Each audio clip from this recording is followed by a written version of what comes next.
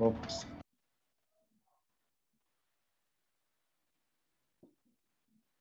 Bom dia a todos e a todas. Meu nome é Matheus Couto, conhecido nas redes como Matheus Pierre.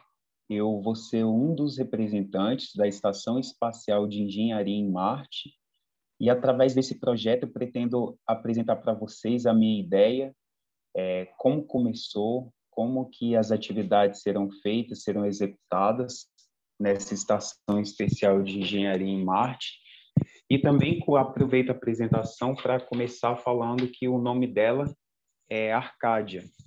Esse nome de batismo foi em homenagem aos jogos de arcade que fizeram tanto sucesso nas décadas passadas e continuam atravessando as gerações.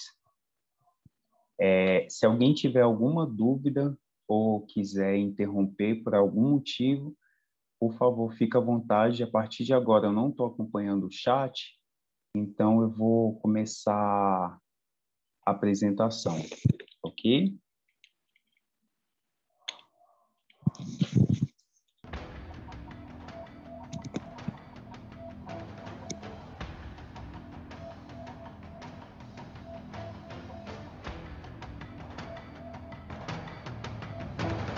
Esse é só um vídeo de introdução.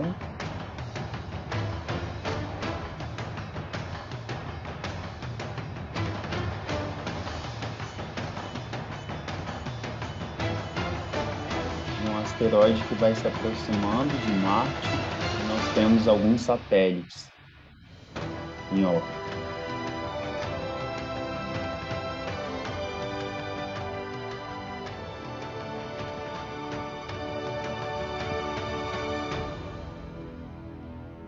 Sejam bem-vindos. Bom, quando eu pensei na concepção do design, eu pesquisei, obviamente, para entender um pouco sobre a dinâmica e a mecânica de algumas estações espaciais, mas eu quis dar um toque de criatividade, eu quis dar um pouco mais de originalidade e, com base nas pesquisas, eu descobri que, muito possivelmente, um modelo que talvez seria atraente é a utilização de uma cápsula. Eu chamo de cápsula essa estrutura que ela é um pouco oval, tem a base plana e, ao mesmo tempo, ela tem esses pés que são mecânicos e flexíveis. Por que pés mecânicos e flexíveis? Porque eu acredito que é sempre importante, quando a gente está em uma missão espacial, a gente pensar na questão da autonomia, a gente não ficar realmente preso, a gente ter a oportunidade de se locomover, se porventura houver um acidente, uma tempestade que possa destruir algumas partes dessa estação, se em casos emergenciais, casos extremos. Então, para lidar com essas várias possibilidades, eu pensei em criar esses pés mecânicos para dar o suporte e estrutura para essa cápsula e, ao mesmo tempo, a questão da locomoção, que eu acredito que seria um grande ganho para uma estação espacial, se ela tivesse essa oportunidade de se locomover. Ao redor, vocês podem notar que nós temos alguns círculos, né, algumas esferas, como uma em cima da outra, como se fosse um cilindro, para que nós tenhamos um, um, como se fosse um recebimento de drones, como se a gente pudesse utilizar robôs para poder fazer algumas entregas emergenciais, sem precisar passar necessariamente por cada um dos 3 andares. Aqui vocês podem ver que tem o número 1, 2, 3, que é a divisão desses módulos, né, desses andares. E eu sempre penso que no espaço a gente precisa também contar com estruturas infláveis e dobráveis, porque isso, além de reduzir os custos, em termos de performance, nós temos um ganho. É muito mais fácil você conseguir compactar algo, levar isso para o espaço e depois descompactar. Eu penso dessa maneira para a gente poder criar a estrutura dessa cápsula. Elas teriam paredes grossas e resistentes o suficiente para armazenamento de materiais, então seriam paredes que têm ali uma dimensão grande, né, interna, para que a gente pudesse guardar algumas ferramentas, alguns aparatos eletrônicos e ganhar um pouco mais de espaço, já que são cápsulas curtas. Nós temos a dimensão de 8 metros por 9 metros. Como eu falei, os andares são divididos em módulos, mas não é só isso. Eles seriam capazes, por exemplo, de se separar. Como eu falei, acidentes acontecem, pode ocorrer incêndio, alguma explosão, algo do tipo. Cada um desses módulos, desses andares, vão contar com uma proteção especial de isolamento térmico e uma série de outros componentes para que esses acidentes eles não atinjam toda a cápsula, para que eles possam ser reduzidos. Então, eu pensei também nessa questão de, por exemplo, em caso de acidente no primeiro andar ou no segundo andar, o componente 3 ainda assim poderia ser capaz de ser separado, certo? Do restante da cápsula, através de um robô que nós poderíamos criar. Um robô grande que pudesse colocar os seus braços no meio desses andares e puxar isso para fora. Dessa forma, a gente teria essa flexibilidade. Também contaríamos com uma caixa de elevador, semelhante àquelas que são vistas em restaurantes, especialmente industriais, né, onde a gente tem uma caixa, o elevador é basicamente uma caixa mesmo para fazer o transporte, a locomoção entre os andares. Eu acho que esse formato seria interessante, geralmente são grandes quadrados de aço. A gente tem também o conceito de porta estendida embaixo da nave, ou seja, nós temos apenas 3 andares, mas nós poderíamos ainda, através dessa estrutura, aproveitar esse espaço que existe debaixo desses pés, certo? É claro que a gente contaria com uma estrutura muito bem desenhada dos pés, para que eles pudessem suportar não só o peso, a pressão, todas as condições gravitacionais, condições de pressão, mas também pudesse se locomover de uma forma simples, certo? Então, embaixo haveria uma porta estendida que poderia baixar do primeiro andar até o térreo, que é semelhante à entrada de acessibilidade para cadeirantes nos transportes públicos. Eu não sei se vocês já viram, mas eu achei interessante esse formato. A gente ainda conseguiria aproveitar ainda mais o espaço de uma forma criativa. E nessa parte de baixo, nós teríamos uma oficina para a construção de veículos, por exemplo, robôs, outros tipos de veículos também, de repente um veículo para tripulantes, fazerem uma viagem entre as estações, não só de engenharia, mas a de saúde, de energia, caso precisasse buscar algum suprimento. Mas claro que a todo momento pensem que nós vamos contar com drones e robôs autônomos, independentes, capazes de fazer esse trabalho de coleta, de exploração, enfim.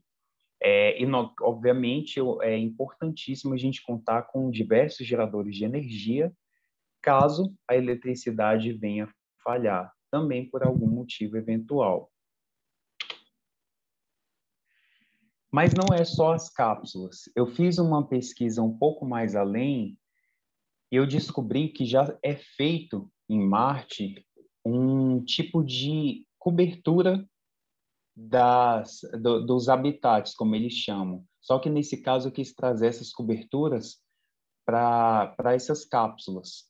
Por quê? Como que são feitas essas coberturas? São como cavernas, eu coloquei o desenho de uma caverna para vocês poderem interpretar um pouco melhor, que são construídas à base do material característico de Marte. Simplesmente isso.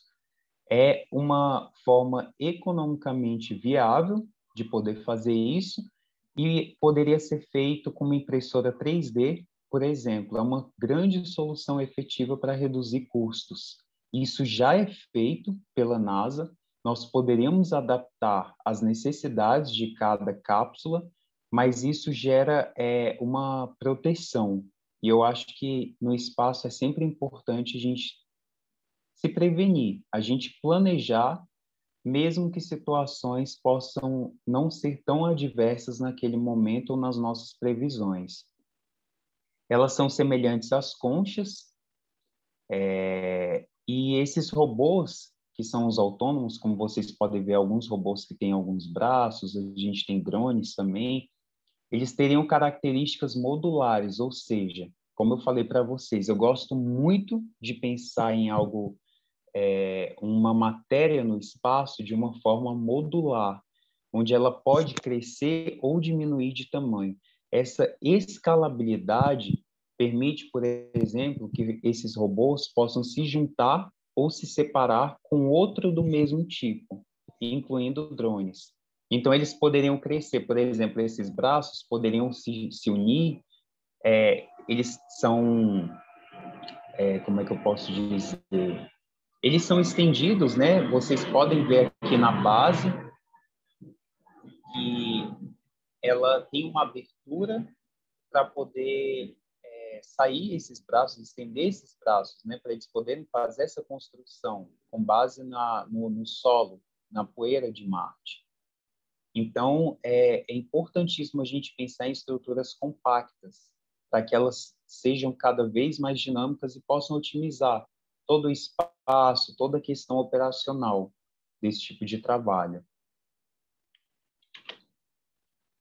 Agora eu vou falar um pouco sobre os cômodos e as facilidades. Nós teríamos um elevador, escada e compartimentos externos móveis. Quando eu falo compartimentos externos, é para isso que serve essas esferas aqui vazadas que eu criei como um cilindro. Para que, por exemplo, quando um material muito pesado, ou estamos em uma situação de tempestade de poeira, que pode ser avassaladora, já tivemos casos monstruosos na história, nós teríamos alguns elevadores para poder fazer essa proteção desse equipamento que está sendo coletado. Então, por exemplo, os drones poderiam trazer e descarregar esses equipamentos em cada andar, por exemplo.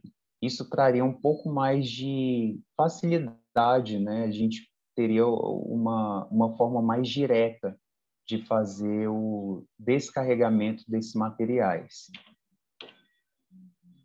A gente também vai ter um ambiente compartilhado em laboratório para ter uma central de comunicações, um outro ambiente compartilhado em laboratório para desenvolvimento de pesquisa e produção. Nós estamos no espaço, precisamos desenvolver pesquisa, e para isso a gente precisa sempre contar com pelo menos um mínimo para que essas pesquisas sejam feitas. De repente, se aparece, por exemplo, algum asteroide, algum material novo, ou cientistas descobrem algo desconhecido, é importantíssimo a gente contar com esse centro de desenvolvimento, de P&D.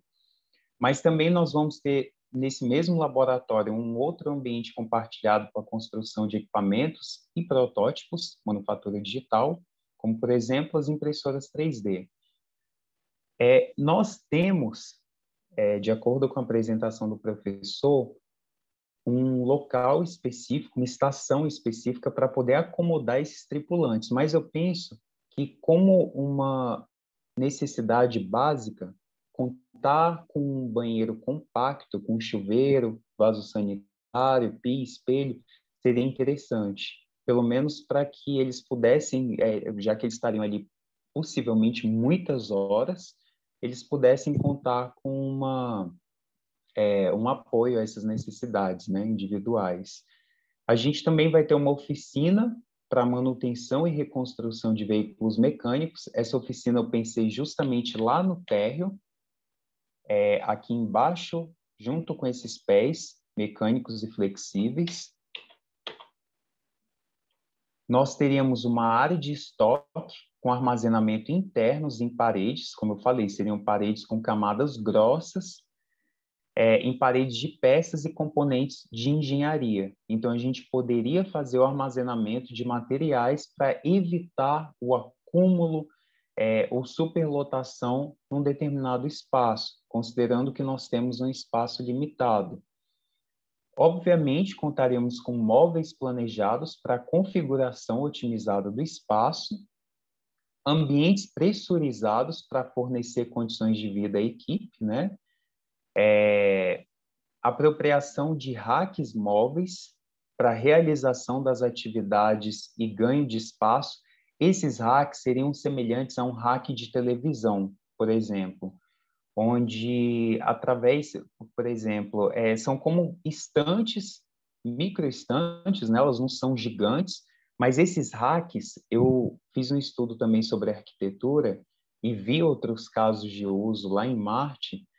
Eles já são utilizados porque existe ganho de espaço, aproveitamento de espaço, né? E eles são funcionais. A gente poderia ter, por exemplo, num rack, uma máquina de costura, uma impressora 3D.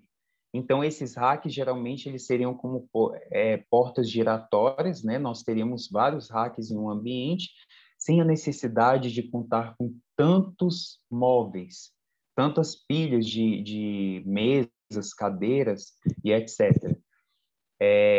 Uma ergonomia remodelada, né? Nós precisaríamos fazer todas as medidas de uma forma planejada para que os astronautas, os tripulantes, eles tenham condições de exercer as atividades deles sem desconforto espacial. E, obviamente, purificador de ar, que controla a qualidade do ar. Então, nós teríamos purificadores em cada um desses andares para fazer esse controle. E os extintores de incêndio sem sucção. No espaço, eles utilizam sem sucção. A chama, geralmente, ela fica só azul. E é importante a gente pensar nisso, porque, como eu falei, é uma tecla que eu sempre bato, acidentes podem acontecer, especialmente a gente lidando com tantas tecnologias, com tanta mecânica, robótica, como vocês vão ver mais para frente. Bom, aqui é o térreo, como eu falei para vocês. Eu criei uma legenda aqui, nesse retângulo, que são as amenidades que nós podemos contar em cada um desses andares. Então, dentro desses retângulos, nós temos a tal das ferramentas que eu comentei, que são armazenadas em paredes para as demandas de cada andar. A gente também vai ter uma outra tecnologia, que é um piso com cobertura de grade para a coleta de resíduos. Isso facilita a higienização e a limpeza do ambiente. Para citar um exemplo, nós temos uma gaiola de pássaro. Nessa gaiola de pássaro, como é que é trocada, como é que é retirada a sujeira, o processo de limpeza? A gente geralmente puxa a grade, só que nesse caso a gente não precisaria puxar a grade, que não vai fugir nenhum pássaro, mas a gente teria uma espécie de proteção de tela. Essa tela, que seria muito semelhante àqueles repelentes que a gente coloca na janela, poderiam fazer a coleta desses resíduos. A gente puxaria essas telas e conseguiria retirar do ambiente e por baixo já haveria uma outra tela disponível. E claro, elas precisariam ser não permitir a entrada de líquidos, né? Que também a gente pode vir a trabalhar eventualmente com líquidos. A gente vai ter uma tela interativa dobrável para comunicação e emergência em cada andar. Comunicação é fundamental. Um armário para primeiros socorros e um controle do termostato, da temperatura, para atendimento às necessidades de cada área de trabalho. Ok? Então, aqui no térreo, a gente tem uma estação com abertura mecânica para acesso aos demais andares. Como eu falei, é semelhante àquela que é utilizada em transportes públicos para cadeirantes. A gente vai ter uma garagem para veículos e robôs autônomos ou guiados. Teremos também tubos com manipulação de oxigênio e descontaminação de astronautas com capacidade de despressurização, e turbina para a produção de energia eólica. Já é possível, em regiões com pouco sol, muito vento, a gente produzir energia eólica em Marte. Então, a gente poderia aproveitar essa descoberta e utilizar isso como um fator gerador de energia, se a área for adequada onde nós estivermos. Contaríamos com hélices para isso, né? Energia eólica, para quem não sabe, é energia do vento. No primeiro andar, nós teríamos uma forma de locomoção interna. Eu pensei naqueles postes que são semelhantes ao que é visto em quartéis de bombeiros, né? Quando é uma emergência e as mãos não estiverem ocupadas. Eu acho que é um detalhe importante. Geralmente, eles têm mãos ocupadas, mas quando não tiverem segurando, por exemplo, ferramentas, alguma outro material, eles poderiam contar com esses postes para descida rápida. E escadas Dumont. Escadas Dumont é muito vista em porões, geralmente. Elas, mais claro que elas seriam desenhadas com espaçamento adequado, considerando o campo gravitacional.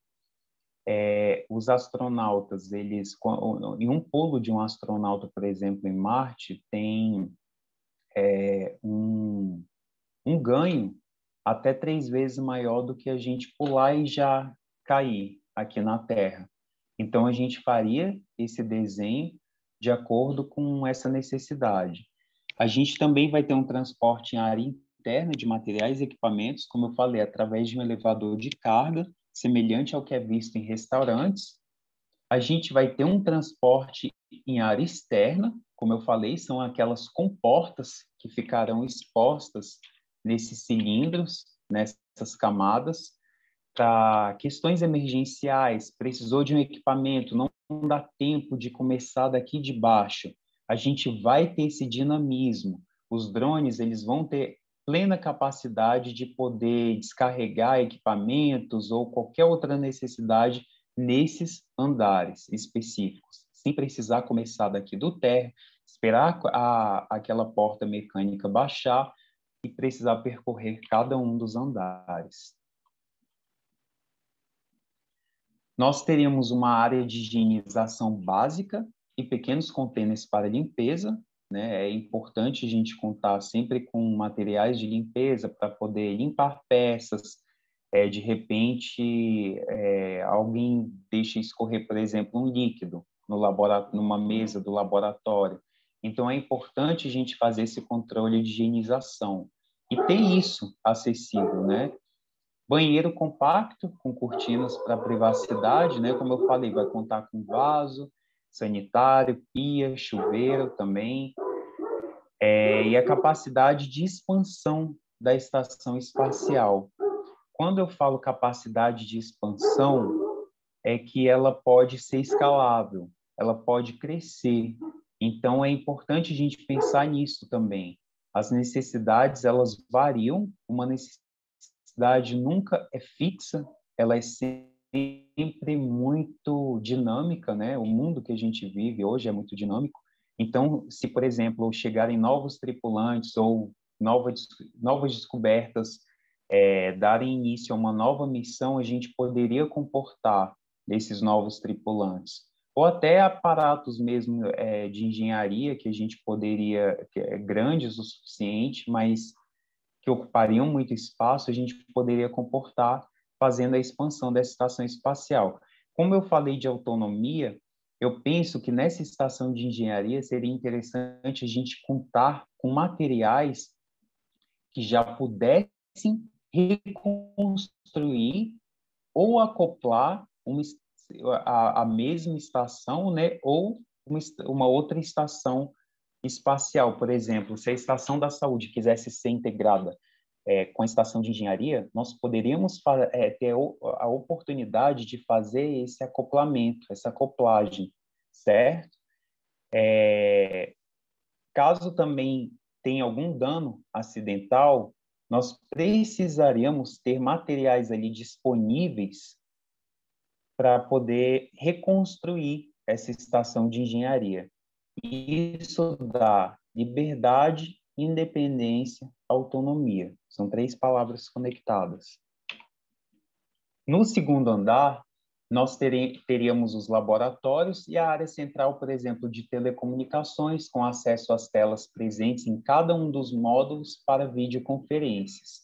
Teríamos também no segundo andar o controle de energia, o laboratório para manipulação física e química com capacidade de realização de experimentos em Marte de forma simulada, testes de resistência de materiais, pesquisa e desenvolvimento, como eu falei anteriormente, criação, ideação e reciclagem. A gente também, o professor comentou sobre o quão importante a gente ter um jardim, né, contar com uma estrutura de plantação. Eu pensei em uma área isolada para plantação experimental com controle de atmosfera variável. Isso também fornece mais qualidade do ar, ou seja, não é um trabalho apenas nos purificadores, isso aí também poderia tornar isso possível. A gente tem um triturador que é semelhante ao picotador de papéis, só que seria um triturador de materiais para reciclagem, materiais sólidos. Então, eu acho importantíssimo a gente pensar nessa questão da sustentabilidade das peças, não só das peças que compõem a estação de engenharia, mas das peças que nós vamos trabalhar também. As peças dos drones, por exemplo, a gente pensar sempre na questão da reciclagem. Nós teríamos as impressoras 3D para reconstrução de peças. Teríamos impressoras 3D menores no segundo andar, mas poderíamos contar com impressões 3D maiores naquela oficina para poder construir aquelas conchas, aquelas cavernas que vão proteger as cápsulas.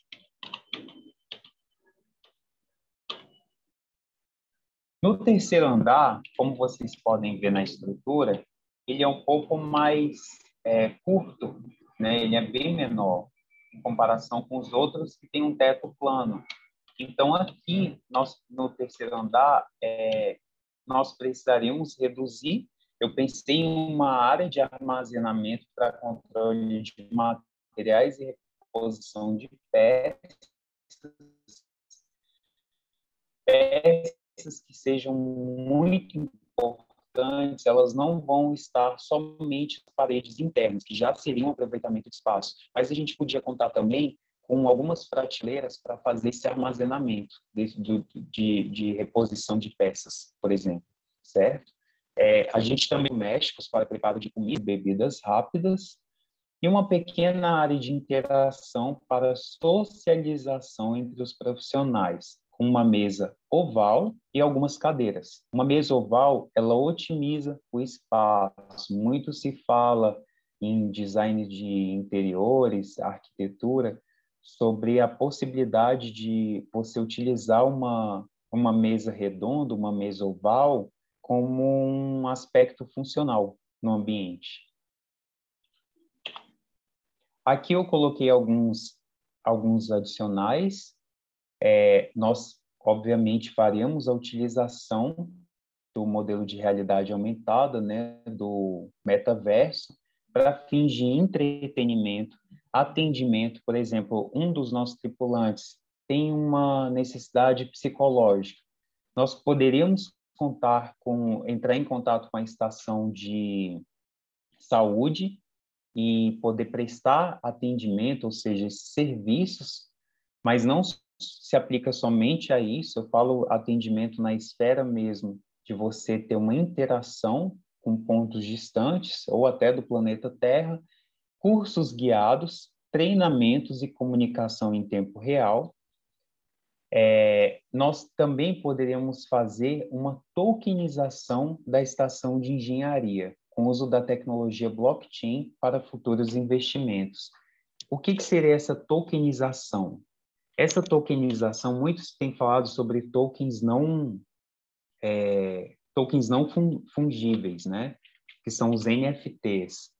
Eles são importantes porque eles utilizam essa tecnologia da blockchain, então oferecem segurança, uma vez que blockchain, para quem não sabe, são blocos de informações transacionais e que são organizados em ordem cronológica.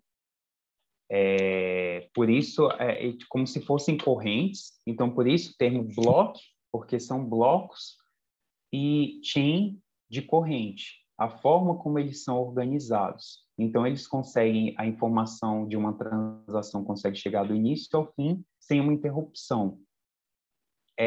O NFT, ele é um ativo criado a partir dessa tecnologia e serve como uma identidade.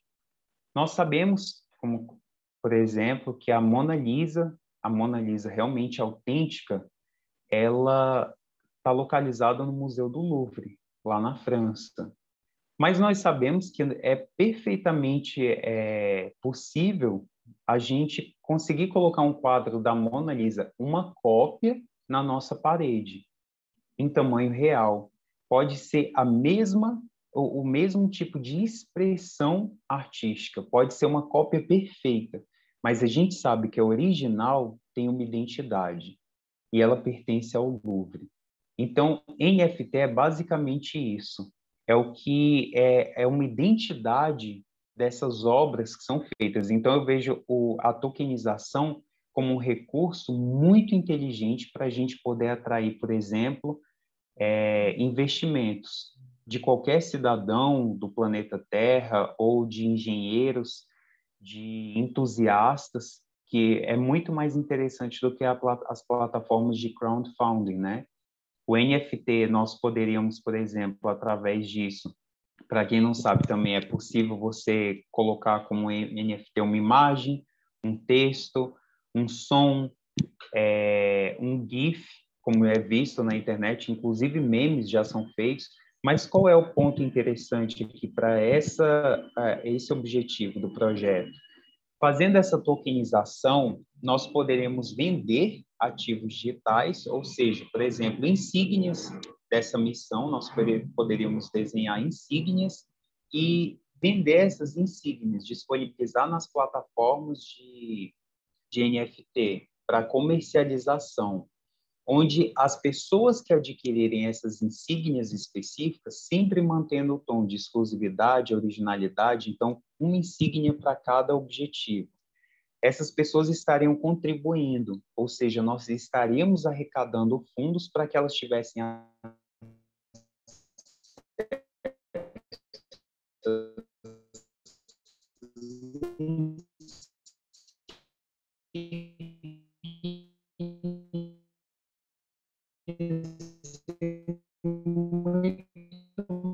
mais do que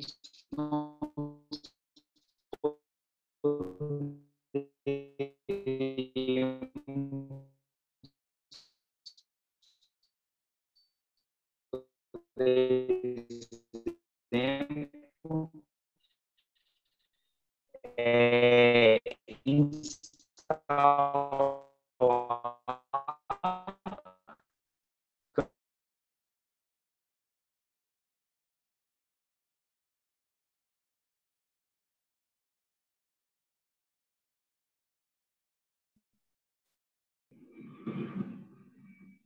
a pessoa está ouvindo?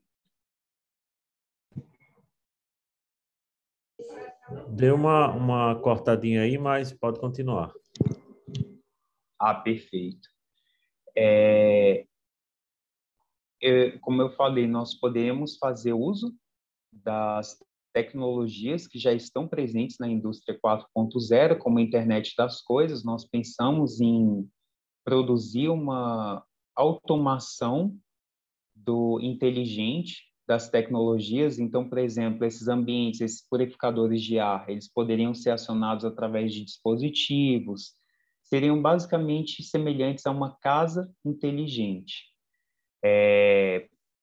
capaz de oferecer todo o dinamismo, né, desses recursos necessários para acolher a tripulação na estação. Aí eu coloquei aqui um conceito de cápsulas inteligentes, já que nós estamos falando sobre cápsulas.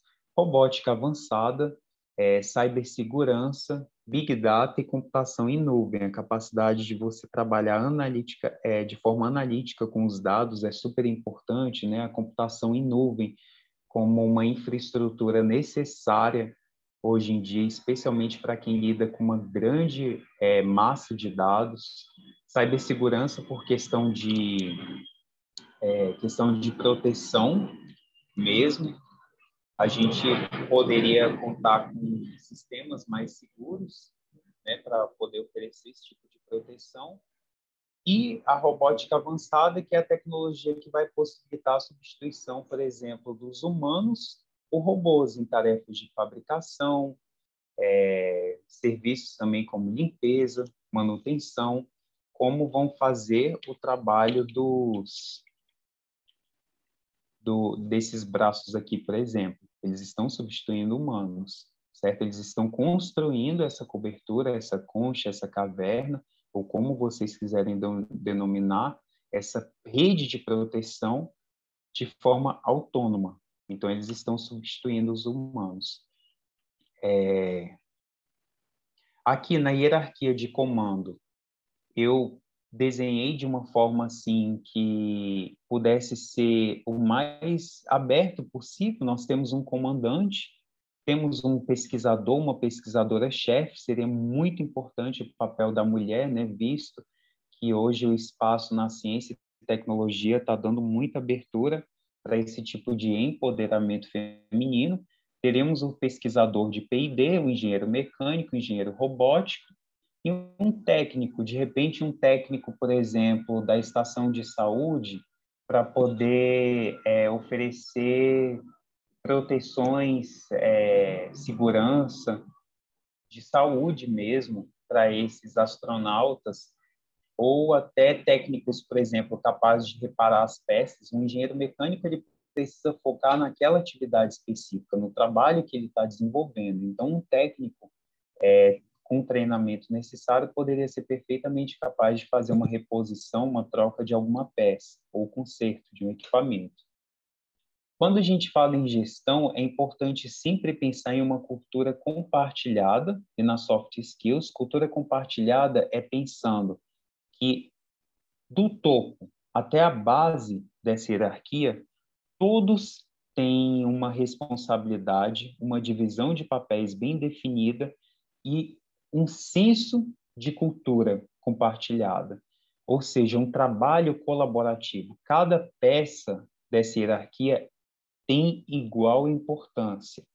É claro que os títulos eles podem variar e cada título pode dar uma responsabilidade maior, mas isso não significa que um técnico não tenha o mesmo impacto, a mesma relevância do que um comandante.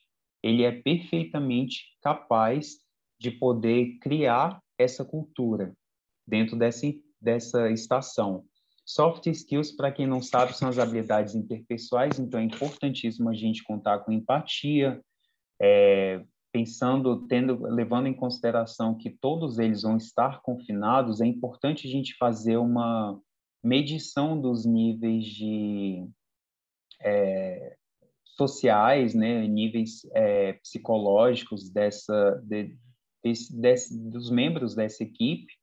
E as soft skills são essas habilidades interpessoais que hoje é tão comentado nas empresas, especialmente fomentado também, porque as empresas que trabalham com o profissional do futuro, focadas em atingir alta performance, focadas em construir estratégias inteligentes para poder conquistar objetivos maiores, ela deve projetar habilidades interpessoais nos seus candidatos, nos seus colaboradores.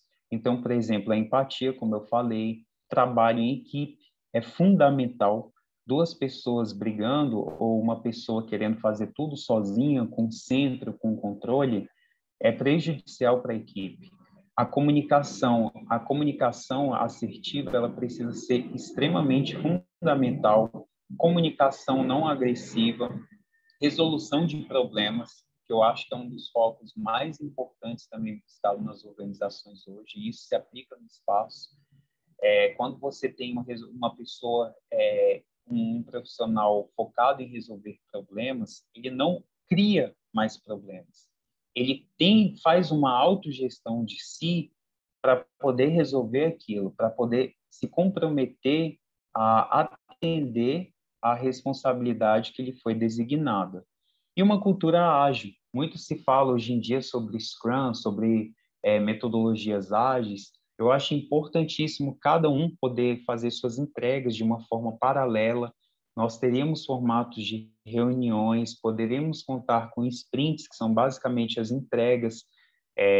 Quando a gente fala de uma estação de engenharia, a gente jamais poderia descartar a análise de requisitos, análise e levantamento de requisitos, né, visto que nós temos necessidades que comportam diferentes realidades. Então, como que a gente pode unir tudo isso? Como que cada um pode trabalhar em prol do mesmo objetivo, que é o quê? Construir uma estação de engenharia eficaz, eficiente, bem-sucedida. Como protocolos, nós teríamos, obviamente, os protocolos de segurança, né? Protocolos de despressurização, protocolo de ética ou confidencialidade, protocolo de higiene e descontaminação, protocolo de emergências médicas, protocolo de comunicação e protocolo científico. Como spin-offs, eu coloquei alguns, por exemplo, essa coleta de resíduos no piso. Eu penso que isso poderia ser perfeitamente aplicável à nossa vida cotidiana. Nós todos temos várias tarefas para fazer e inúmeras responsabilidades, um horário curto, então é importante a gente pensar em questões funcionais para resolver os problemas do nosso dia a dia. O tal do compressor triturador de matéria não orgânica, que depois a gente vai poder utilizar isso para fazer a reciclagem, né? Por exemplo, um drone estragou, deu um grande problema. A gente poderia dividir esse drone em partes menores e poder colocar ele nesse triturador, para não jogar fora, não criar mais lixo espacial.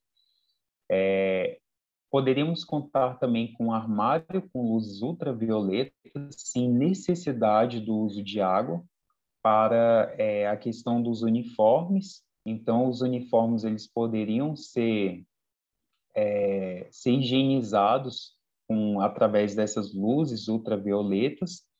Eu pensei nisso mais como uma questão assim de um projeto também, que é a criação de um jogo de estratégia como produto de dentro para a construção de estações espaciais, com foco em resolução de problemas e medidas de prevenção. Eu acho que seria interessante se, por exemplo, esses tripulantes fizessem, obviamente serão produzidos relatos, mas se eles fizessem um compilado dessas informações, organizassem as informações, todas as necessidades que eles lidam no dia a dia, colocasse isso num joguinho de estratégia para que futuros tripulantes possam passar por esse treinamento, possam entender como funciona. Então, eu acho interessante também pela perspectiva de sustentabilidade. Robôs autossustentáveis, capazes de se construir para exercer diferentes funções. Nós já temos alguns casos aqui na Terra, mas eu acho que esses robôs autossustentáveis, eles são, novamente, independentes, que é uma palavra que eu gosto de usar quando a gente desenvolve tecnologias para o espaço. Então, eles poderiam se construir. Por exemplo, um drone poderia construir um outro drone. Como o criador fazer a criatura, entendeu?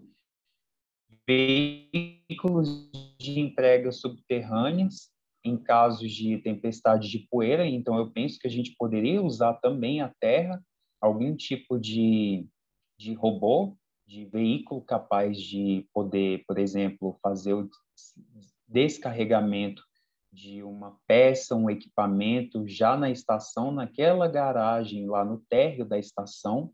Então, esses veículos de entrega subterrânea também são importantes. E utilização de racks móveis como ambientes, poderiam ser como ambientes e poderiam ser giratórios, já que a gente está falando de uma esfera oval. Nível de ambiente. Eu acho interessante a ideia. e o conceito por trás. Aqui eu coloquei só um exemplo dos veículos. Nós teremos veículos de recepção, ação, operação, resgate e construção. A gente fala sobre os avanços, as tecnologias, mas a gente não pode deixar de mencionar o impacto nos 17 objetivos do desenvolvimento sustentável proposto pela ONU, como uma meta global entre as nações. Então, para essa estação, eu penso os objetivos de número 5, igualdade de gênero, né? Nós teremos mulheres no comando, por exemplo, energia acessível e limpa, que é a ODS de número 7, a ODS de número 9, indústria, inovação e infraestrutura, desenvolvemos tecnologias, precisamos fazer pesquisa, precisamos avançar. A ODS de número 10, que é a redução das desigualdades, que também está associado com a ODS de número 5, igualdade de gênero. Nós poderíamos, por exemplo, algo que eu acho que é muito apreciado no mundo da tecnologia é revisão em pares. Então, nós poderíamos ter profissionais em pares para poder atender às necessidades e funções. A ODS de número 11, que é cidades e comunidades sustentáveis, eu falei bastante sobre sustentabilidade, então é importante a gente pensar na autonomia e independência dos processos que são gerados. A ODS de número 12, que é o consumo e produção responsáveis, quando eu falo de uma higienização dos uniformes, por exemplo, sem a necessidade do uso de água, a gente está tendo um consumo responsável. Assim, produção de energia responsável também, através da energia eólica. E a ODS de número 17, que é parcerias em prol das metas. Eu acho que a colaboração ela é um ponto-chave para sustentabilidade de uma missão, para o impacto de uma missão. Então, a gente se unir, a nossa estação se unir com outras estações, a nossa empresa de engenharia aeroespacial, em busca de um objetivo, de uma meta clara, definida, eu acho que é um ponto interessante. Aqui eu coloquei as referências das imagens, de tudo que foi utilizado no projeto que não tem a minha autoria, e aqui os meus contatos. Em primeiro lugar, o Instagram, em segundo, o meu e-mail, e em terceiro, o LinkedIn. E eu encerro por aqui a apresentação.